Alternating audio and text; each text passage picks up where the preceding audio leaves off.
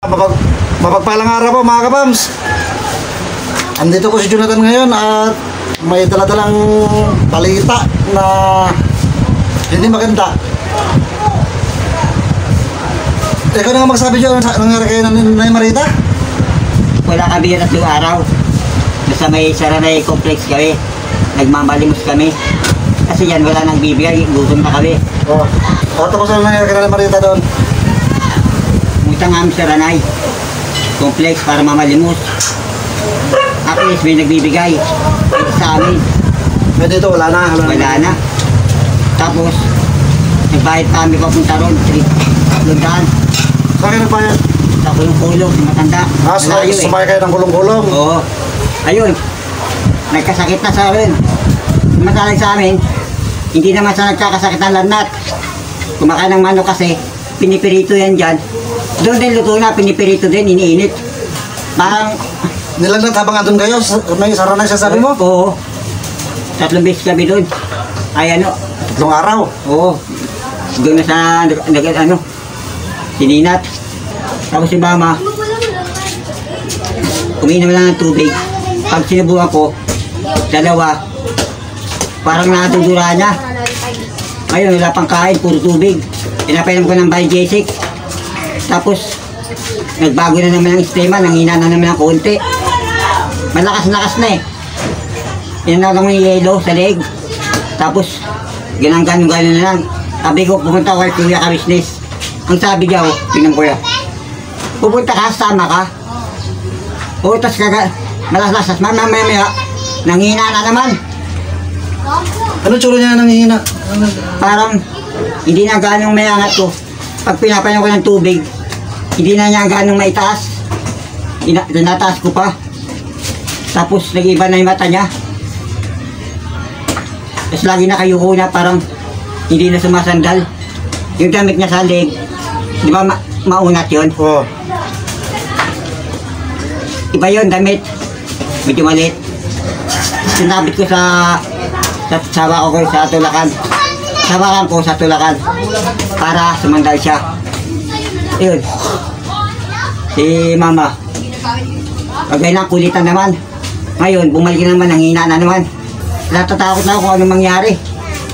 Tapos, yung may sugat sa rito sa dede, yung iba pagaling na rin. Tapos tayo niya pa doon ng baho. Napaliguan mo na siya?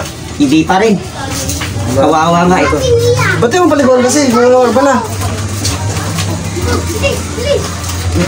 Layo siya, pati natamad ako eh. Kinatatamaran mo kung pagpaliw ka na ni Marita, tapos naaawaan ka pala. Yun, nangyari na. Sabi, hindi ko daw kaya alagaan. Hindi mo talaga yung alagaan. Ikaw pa nga pumapatay ka na ni Marita eh. Kasi nagkaganito ako eh. Parang hindi ko na kaya nga alagaan eh. Kahit naman di ka nagkakanyan, Jonathan eh, di mo naman talaga kayang alagaan. Tignan mo ang ginagawa mo. Painumin mo soft drinks. Alam mong kontra sa kanya. Anong mangyayari ka na ni Marita? Sinusunod ko lang kasi yung kagustuhan niya eh. Ang kagustuhan niya ba? Kaya Ang kulit eh. hindi naman niya kayang bumili, Joy eh. Hindi niya kayang bumili kung hindi mo bibilan. Hindi tumitigil. Hayaan mo nito, Miguel. Kahit alam mong ikakamatay ng nanay mo, bibigyan mo kung hindi niya tigil. Yun, nangyari na sa kanya. Alam mo, ikakamatay niya eh. Ibibigay mo. Hindi ko alam kung saan yun, chicken yan eh. Di po talaga kaya ni Jonathan mga kapas, alagaan si Nanay Marita, no? Yung ano niya, kakayahan niya. Tapos, hindi ko alam gagawin ko, nalilito na ako. Hindi ka, di mo, wala ka naman dapat ikalito, Joy, kung nakikinig ka sa mga sinasabi sa'yo. Yun na lang eh, napakasimple, di ba? Huwag mong painumin ng soft drinks Nanay Marita. Pero pinapainom mo pa rin. Napakasimple nun. Parang wala na sa ganun naririnig. Para sa pag tumingin siya, Parang malayo ng tingin. o parang malayo na, parang bulag. Parang malabo. Bakit ganun kaya? Kasi nga, malala na yung sakit niya, tapos painumin mo soft drinks, pambihira ka, Jonathan. Baka dahil sa sinat niya. Lagnat siya, ganun. Malala na nga, Diyos, yung Nanay Marita. Magsimula sa lagnat lahat ng sakit na malala. Tapos mainit ang katawan niya. Tapos yung paa niya dito kaliwa, di ba maliit yun? Oo. Ito lang malaki, kanan. Oh. Lumaki, tsaka namula, lumaki. Tsaka ano, taragis yan. Joe, ay hindi mo ba kayang makinig na pag sinabing huwag mong painumin ng soft drinks sa Nanay Marita, ikakamatay niya. Tapos humingi siya, ibibigyan mo pa rin? Kahit alam mo ikakamatay niya? Anak niya kasi. Kahit alam mo ikakamatay niya, ibibigay mo? Humingi siya? Matagal namin sinasabi sa'yo, lumalala ng lumalala sa Nanay Marita sa ginagawa mo. Bigay ka pa rin ng bigay. Kaya nag-iisip din kayo, ano ba gusto mo mangyari? Gumaling sa Nanay Marita o mamatayin na talaga? Ikaw, tanongin kita ngayon, ano gusto mo mangyari kay Nanay Marita? Mamatay na siya o gumaling pa? Gumaling ka. Eh, ba't yung pinapainom soft drinks? Kahit alam mo yung kakalala ng sakit niya. Ay nga tumigil pag hindi ko pinagbigyan eh. Kahit alam mong kaya bibigay mo, kahit alam mong kakasama niya. Oo, binigay ko. Alam mo, kahit alam mong ikakasama niya, kakalala ng sakit niya. Yun ang nangyayari. Yun nga nangyayari talaga, kaya di mo talaga kayang alagaan ng Nanay Marita. Kasi ibinibigay mo kahit alam mong bawal sa kanya. Magpapabili siya sa akin eh. Kaya nang kayo sa pagpapabili, ikaw kasama niya. Ikaw naman na nakakabili, nakakalakad, ibibili mo naman kahit alam mong bawal sa kanya. Yun ang unang-unang makikita kung may malasakit ka sa kanya eh. Parang sa nangyayari, wala kang malasakit sa kanya. Kasi binibili mo ng ikakasama ng katawan niya, ikakasama niya. Kahit halimbawa, bata, humihingi siya, iiyak siya, hihingi, ahas. Bibigyan mo ang ahas kahit alam mong papahamak niya. Siyempre din bibigyan, di ba? Alam mong mapapahamak siya. Tapos sa'yo, sa ginagawa mo, kahit alam mong ikakapahamak na Nanay Marita, binibigay mo. Samantalang alam mong ikakapahamak niya. Malalak na sakit na Nanay Marita eh. May sa katawan niya, ano? Yan mo, nilalagnat ang Nanay Marita. Parang ano, nakayuko na. Pinantan mo si Ate Jenny. O ganun din sinabi, lalakad doon sa bukod sa barangay. Lalapit siya, kaming dalawa. Kasabi niya ulit bukas daw. Si Buddy naman, nanggaling ako ron eh. Sabi niya, nandito raw. Papunta ka rin si Buddy, inantay ko lang.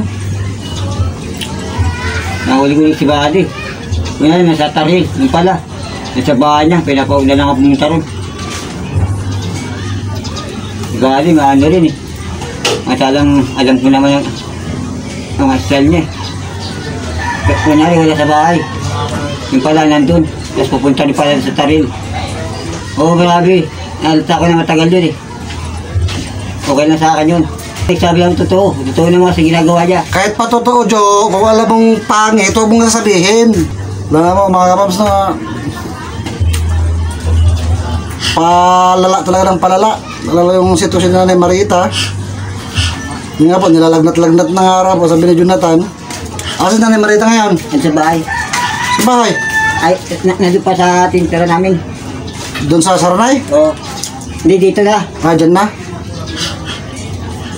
Yun kaya nagbayad kayong kulong-kulong para madala mo doon. Oo. Baka bukas din lumabas yung resulta ng laboratory. Sana nga, lumabas bukas. Ano yung plema naman? Oo. Oo, yung plema. Yung sa x-ray mo, tapos na yun, doon niya. Yung sinasabi ko sa'yo eh. Laging plema na lang dinudura ko. Oo. Kaya nga may laboratory, nagbigay na sa laboratory, di ba? Para ano. Tagal naman yun. Isang linggo makikita yun. Gobyerno kasi yun, sa gobyerno dadalhin. Kaya pala ganun eh. Nagtataka ako ba't ang tagal. Naghihintay ako. Kaya pala. Tapos, si mama naman nakulit ang tisang ulo. Ano, nag-aaway kami. Nakakapagsalita ako ng hindi maganda. Katulad ka ganina. Ang kulit na naman, gumaling ng konti. Nakapagsalita na naman hindi maganda. Tapos, ayun nangyari. Pag ginapakaya ko, dinudura niya. Uwi naman lang ang tubig. Hindi ko tuwid. Tapos, pag inaangat mo yung ulo, ang hirap iangat. Ang tigas. Sa iba tingin. Dati, ang tingin niya, parang galit yung malinaw. Parang nakikita. Ngayon, parang hindi ka nakikita. Malayo na niya. Yung pumunta kami sa Rana, hindi naman ganun yan eh. Yun ang nangyari. Yung pangatlo. Tapos pang-apat na kami dito tumira. Kasi, yun ang katotohanan eh. May nangyari kasi sa akin dyan, kaya di ako makaalis-alis din. Pero natin si Buddy kung anong magandang gawin, ano?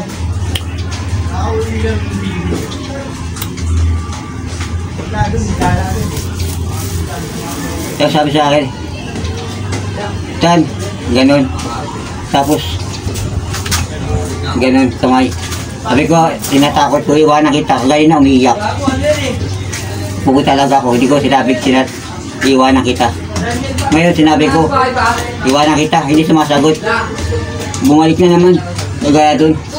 Bukas malaman kay Ate Jean kung anong sitwasyon sa barangay. Kasi ano po mga kamas eh, ang lakad namin, yung kay Jonathan na clinic, tapos barangay, SWD, magkakarugtong.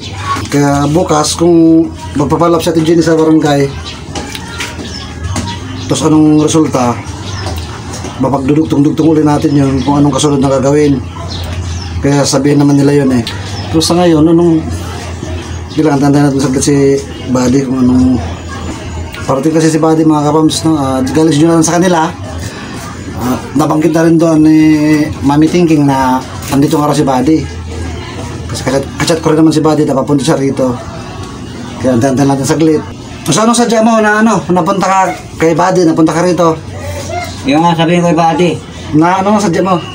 nangyari sa mama ko. Kung ano yan nangyari? Ito yung sa akin ngayon. Kung anong dapat nangyari na ngayon. Ano nangyari na ngayon sa'yo? Yung sa ano ko, Kung ano na, oo. kung ano pagbabago, development, gano'n. Wala pa eh. Pero subukan ko rin balikan yung clinic bukas mga kapams na kung kung may bagong development. Kasi ang ano naman kasi sa atin is mag-text sila sa akin. Mag-text or tatawag kung andun ang result para makuha. So far wala pa po kasi. Nag-ante-ante lang tayo. Pero bukas pupuntan po natin para makapagtanong din ulit kung meron ng mga result ng medical ni Jonathan. Ba't di mo, ang lapit-lapit kay Ate Jun eh, ba't di mo baliguan ni Nanay Marita? Wala eh. Ha? Wala na sa isip ko. Ang bihira ka ilang nawala sa isip mo ng ilang katagal na nawala sa isip mo pa rin. Kung lagi naman yung pinapaalala sa'yo, di mo lang dyan, di mo talaga yung alagaan si Nanay Marita. Totoo lang talaga. Matagal na yan eh. Kaya sinasabi namin sa'yo, dahil si Nanay Marita sa DSWD kasi di mo kayong alagaan. Ang katwira mo naman, ayaw mong magkalayo kayo, pareho kayo, si Nanay Marita ganoon din, ayaw niya. Tapos pagkaan niya ng DSWD, tumatakas kayo. Kaya hindi nangyari. Yeah? Kaya ngayon, palala ang sitwasyon. Pati ikaw may sakit na, Nanay Marita malala na. Ito pang mangyayari dyan, ito pang asahan natin, mangyayari pa sunod. Baka isang araw, bigla na, hindi ka na makatayo. Magising ka na lang, hindi ka na makabangon. Kung magising pa, di pa naman di ka na magising. Tapos wala nakakalam, nasan kayo? Para sa Nanay Marita. Bawa, doon kayo sa mga lugar na walang mga tao-tao. Paano na? Wala makakatulong kay Nanay Marita. Oras na ba?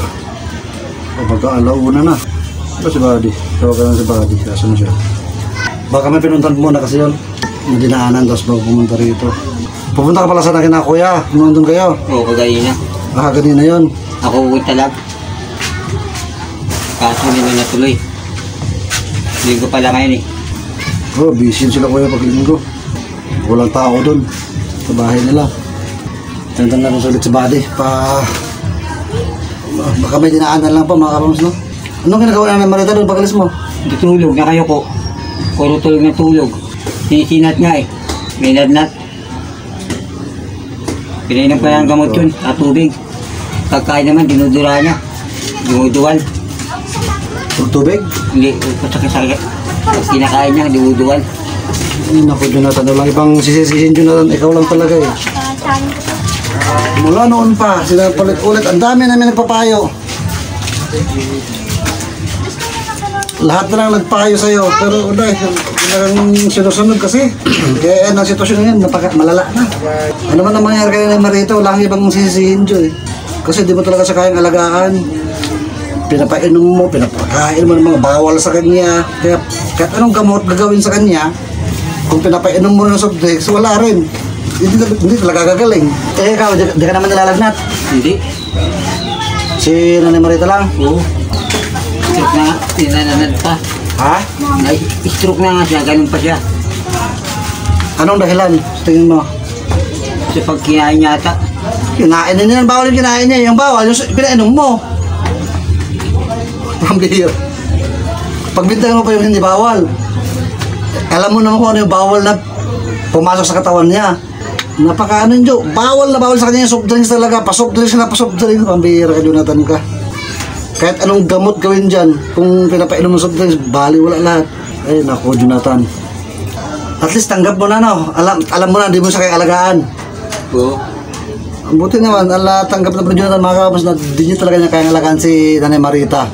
Hindi tulad noon na ipipilit niya talaga na hindi sila magkahiwalay. Kasi mas nakikita na rin niya ngayon na nahihirapan talaga si Nanay Marita. Yun nga lang, isa siya sa nagpapahirap kasi binibigyan ng soft drinks. Kawawa na Nanay Marita, nangyayari. Bawal na bawal kasi sa kanya yung soft drinks talaga eh. Yun ang pinakabawal sa kanya, soft drinks. Tapos pinainom. Halos to yung punta po kasi namin doon, mga kapos na sa lugar nila. Kung saan sila naroroon, naka-stay. Laging may basyo ng soft drink. Buti pa yung soft drinks, hindi nagpapalya kay Nanay Marita. Pero yung payo natin, laging palya. Hindi tinatandaan ni Jonathan. Pero at least, ngayon, sana, ito na. Ngayon, magkakahiwalay sila. Ma-process na yung DSWD. Sana nga, Jonah, makaabot pa. Sana maagapan pa na sa pinaproseso natin ngayon, may habol pa. Na madala pa si Nanay Marita sa DSWD na buhay. Kasi labis ka na ako kasi, o sige sa ganito, papayag na ako. Nung huli pa nga natatandaan ko, next year na lang, sunod na taon, payag na ako, dalhin si Nanay Marita sa DSWD. Sabi mo, di ba? Tandaan mo yan? Usapan natin. Pagdating ng 2025, wala na naman. Pambira ka, Jonathan ka. Itong buwan na ngayon, July. Kailan kayo nagkausap natin dyan? Lagi na lang. Ano na pag-usapan niyo? Ganun din. Ipinag-usapan natin ngayon dito. Ikinento mo yung nangyari. Oo. Tapos yun ang sabi niya na bukas punta niya sa barangay. Oo. Yun lang pa talaga magagawa natin, Karams eh. Kung ano yung kinakailangan sa proseso, susunod tayo. Walang shortcut kasi sa sa gusto nating mangyari. Kung ano sabihin nila, ang barangay, ang DSWD na kailangan gawin, yun ang gagawin natin. Tulad ng requirements na medical Jonathan, isa sa mga requirements. Pagka nakuha natin yun, sunod naman yung sa barangay na, tapos DSWD. Ito sa medical naman, kailangan ng proseso rin na yung sa x-ray na kuha natin. Yung supply naman niya, after 1 week, yun ng doktor, kasi barangay pa daw, sa government pa magpo-process. Kaya antin din natin yun, lumabas yung resulta. Ayun ako, Jonathan. Ano yung binili mo? Okay. Para kanina? Hindi ako siya ko. Ayoko. Hindi ako pakat saging. Hindi ako kumain ng saging na konti lang. Ito, tayo. Hindi na, sa inyo yan. Gusto ba na Marita yan? Hindi ko lang. Dapat mo naisip ang bumili niyan. Ako, kakain. Tagal naman ni Buddy. Saan ka na? Tagal. Ano mga kawas, uwi na rin Jonathan. Hindi na po ako mga kapag. Kasi si Nanay Marita doon, problema. Inaalala ko na baka napano na yun eh. Umiiyak na nga raw doon. May nagtasat din kasi sa akin po mga kapams, naisa nga natin kapams. Umiiyak na nga raw si Nanay Marita doon. May sakit yun eh. May sakit, may lagnat, kaya kailangan maagapan din na. Walang-wala rin pa kami ngayon. Grabe. Yeah, baka maka-discard tayo, maka-produce tayo. Punta kita bukas doon ha. Punta kami doon. Yeah, ingat. Grabe mga kapams, hirap na hirap tayo ngayon. Daming pangyayari na hindi nasahan. Pati motor ko po, nawawala na. Basta po, tuloy-tuloy pa rin po tayo. Wala pong urong, walang titigil. Spread lang mga araw-araw. Good vibes araw-araw. Dito lang po yan sa LB Vlogs Family. Bye-bye po. God bless us all. Bumalik po si Jonathan mga kapams. Tayo, oh. Ito yung face mask ko.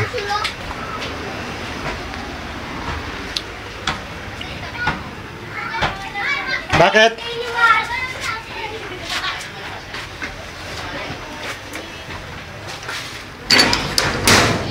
Bakit? Di ba kaya ako tricycle? Tapos pagdating ko sa abig kuya, nakaganito na lang. Hindi na pumapasok yung tubig. Niligyan na isa ng lalaki talaga tricycle driver. Ayaw na pumasok, sinisisip niya. Na-stroke ata. Na-stroke. Kagaya ng umaga. Umiinom ng tubig yun, tsaka naggatas pa yun eh. Umiiyak pa yun eh. Sabi niya ganun. Mama nandun kawawa. Nakatingin na lang. Tapos yung paa niya rito. Dito, sugat. Nilalangam, ginanukot, pinanasa ko. Andun. Kuya ko, Kuya Reggie. Ay, pinagabad ako. Punta tayo kay Kuya ka business. Kuya. Nakakagawa mo na. Kay Kuya ka business.